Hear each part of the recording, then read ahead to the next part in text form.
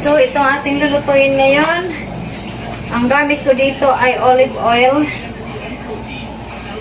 para healthy ang ating pagkain.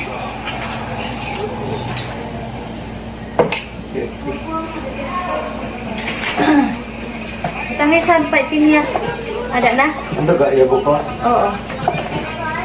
Juga sa dari kan juga. Ang pinya, ilabay ang duga. So iya po juga sini. Oo. Doon din. So, igigisa natin yung ating sibuyas. Uy, malinit. Kasi ang ating gagamitin ngayon ay ang ating garlic is powder ang aking gagamitin.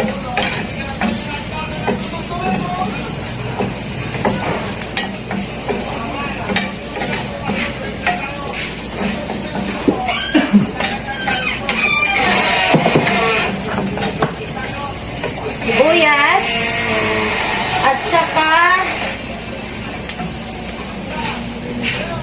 konting chili.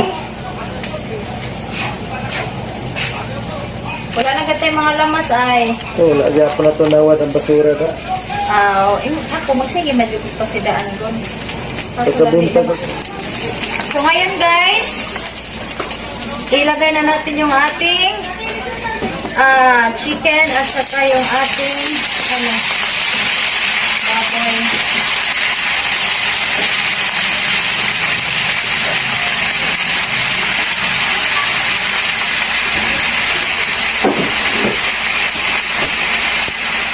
So, i-mix lang natin. I-mix lang natin, no? And then, lagyan natin ng onion powder.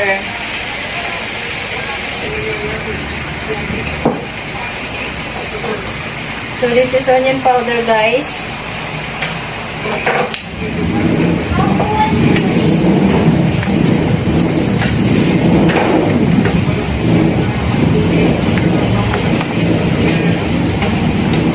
Then, lagyan natin ng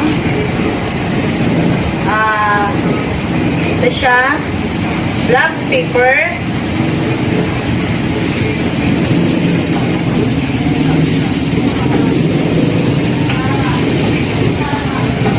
And then, lagyan natin ng bay leaf. So, bay leaf, ilagay natin dalawa.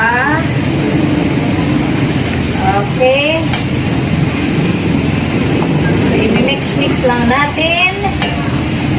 At saka, try natin lagyan ng cayenne pepper ground. Parang siya. Parang chili powder siya. Para medyo maanghang. No? Para medyo maanghang siya, lagyan natin ng kunti.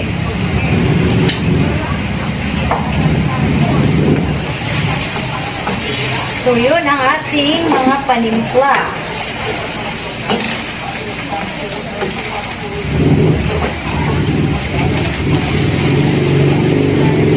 So, ito ang ating mga panimpla ngayon. And then, lagyan natin ng kunting suka. At saka kunting tuyo. Kasi adobo nga ito.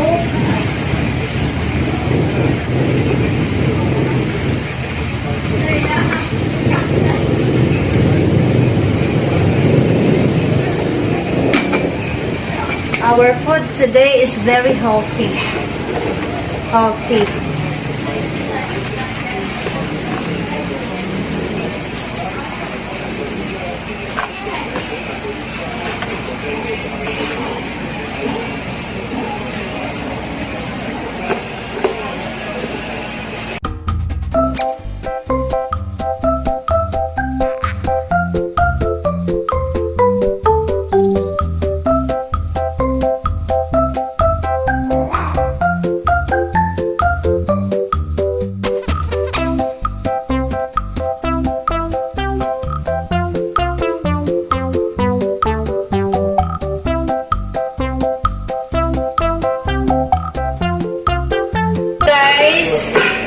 Magluluto ako habang niluluto ko yung aking adobong baboy at saka chicken, minix ko na lang.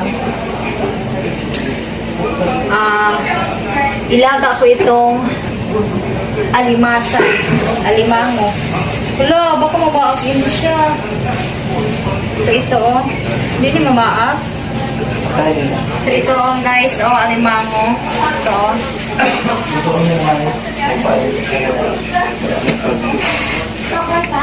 So itong alimangong ito guys, alimasag sa Tagalog, sa Bisaya alimango, bigay lang to sa akin. Bigay sa aking kaibigan, sa aking friend. Diba?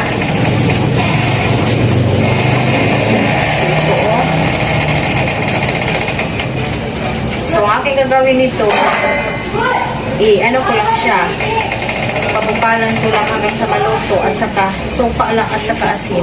Sarap nito. Ito ito siya ito siya.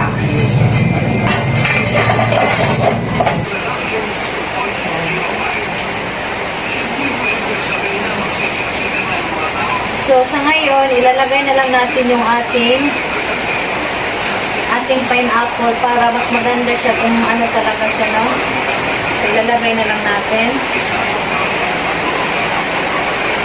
para maganda siya kung ano talaga. Sobrang lutong-luto talaga yung ating pineapple para ma-absorb yung lasa ng pineapple, no? Ma-absorb yung lasa ng ating pinyas, ha? Karni. Okay, takpan muna natin hanggang sa maluto. Now, let's check sa ating alimango. So, hindi pa siya luto.